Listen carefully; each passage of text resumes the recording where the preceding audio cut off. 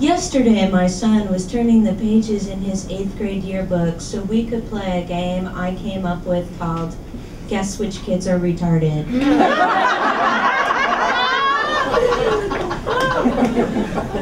The boy thought the game was terrible, so cruel and so mean that I should have to pay a fine. I should have to pay him $10 every time I was wrong. But I refused to pay him anything. I was horrible at guessing who was and who wasn't retarded. I've never been good at knowing something about a person just by looking at him. The ones I thought were special needs for sure turned out to be some of the coolest kids in the class. And the ones who actually were mentally retarded looked to me like members of the chess club. The problem, I decided, is that most human beings between the ages of 12 and 15 look like their needs are special. Their necks are too skinny to hold up their heads. Their teeth are shiny and enormous. There is a shifty, furtive look in their eyes, and their tongues frequently stick out at odd angles. All the girls who I thought were sort of cute, my son said yuck about. The girl he pointed out as hot did not look retarded. She looked pleased to be in front of a camera. She looked like typical cheerleader material, all blonde and blue-eyed and skinny and pretty and prissy. Then he pointed to a different girl. He informed me that this girl is a slut. A slut? I said. She's 13 years old. How can she be a slut? You don't even know what a slut is. What does that word mean to you, slut? I mean, how are you defining your term? You can't just call a girl a slut and not explain what you mean by it. The boy rolled his eyes. What I mean, he said, with exaggerated patience, is that she's been with too many guys. Too many guys, I said. Too many guys? The boy wanted to know why I was so worked up. When I asked him how many guys are too many guys, he said it wasn't something that could be pinned down to a specific number. When I asked him, what do you mean by been with? What do you think been with implies? He said it could mean a lot of things, none of which he cared to discuss with his mother. When I asked him, well then, how could you possibly know this girl is a slut? What evidence do you have? He said he didn't have any evidence.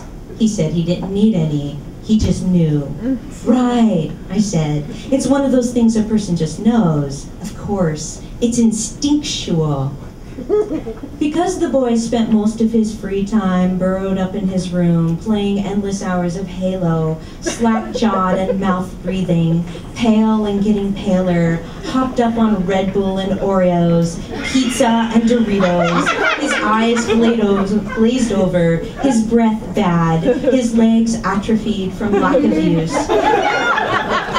I figured he didn't have any biblical knowledge of this girl's sluttiness. It just wasn't possible. One would have to leave his room for that to happen. One would need to take a shower every now and then. One would have to put down his joystick. It's not a joystick, he shouted. I keep telling you that. It's a controller, okay? I studied the slut's yearbook picture. Long, dark hair, brown eyes, her neck was scrawny, she was smiling, and her teeth looked really big. She looked like everyone else. Unless there was someone in the know available to point it out, you would never guess this girl was a slut. She looked like a regular 13-year-old girl. Maybe it was in how she dressed. I asked the boy if this girl dressed like a slut. When I was her age, I told him, I had a belt buckle that said, boy toy. As soon as I walked out of the house, I went in the alley and rolled up the waistband of my skirt. I once wore my father's blue cardigan sweater to school as a dress. I paused, raising my eyebrows so he would understand I meant business. It was all I wore. The boy said he didn't understand why I was making such a big deal about this. I mean, what is your problem, he said. That's for me to know and you to find out, I told him. I asked my son, is this girl the slut of the whole class? The slut of the whole 8th grade? He said she was. Well then, I said, you need to know there are worse things a girl can be. She could be a person who tortures small animals, for example. Or she could be someone who eats paste. She could be the girl who wears white shoes after Labor Day. White shoes after Labor Day, I said. That's a crime about 1,000 times worse than being an 8th grade slut. I could tell the boy wanted to argue that nobody eats paste in 8th grade, not even the retarded kids. And a lot of people wear white shoes year-round. He'd go on about white Reeboks, white Nikes, white Adidas. He was so predictable. But I'd already closed the yearbook. I told him, Guess Which Kids Are Retarded was a terrible game, a mean game, and I didn't ever want to hear him refer to a girl as a slut again. That girl or any other. As far as I was concerned, the matter was resolved. Fine, he said, she's not a slut. I'm pleased to hear you say that. The boy paused. She's a skanky hoe bag. In that moment, and for the rest of the day, I hated boys. Just hated them. I haven't always hated boys. There were times when I liked them quite a bit. I was the girl who liked boys so much that she kissed them on the first date. Sometimes I did even more. I once watched a shirtless boy, his body lean and tan, his stomach flat and muscled, his t-shirt hanging out of the back pocket of his jeans, show off for me. He did crunches while hanging upside down from the monkey bars at Lincoln Park, 96, 97, 98, and when he got to 100, I applauded. Then I took off my shirt. I was a girl who'd take off her shirt herself, reaching one hand behind her back to spring open her bra. I once left my footprint on the passenger side window of a car. The guy and I got busted that night, twice, by the same cop. A bulky, jug-eared man named Officer McCormick, who suggested the first time that we get on down the road. The second time, he rubbed his eyes, said he had a headache, told us he had 3 young daughters at home who he hated to think might someday be pawed out in a car. He looked at me, sadly it seemed, and said, "Miss, why don't you ask your gentleman friend to take you on home? It would be the honorable thing for him to do." But the minute Officer McCormick turned his back, my gentleman friend called me Scarlett O'Hara, and I called him Rhett Butler, and we giggled and talked dirty about my honor in Southern accents until one of us, okay, it was me, suggested the lake is a good place to park.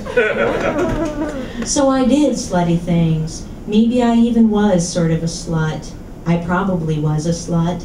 There were boys and other girls who thought so, said so, told each other so. My son doesn't know this about me. He would probably be humiliated, demoralized, shocked.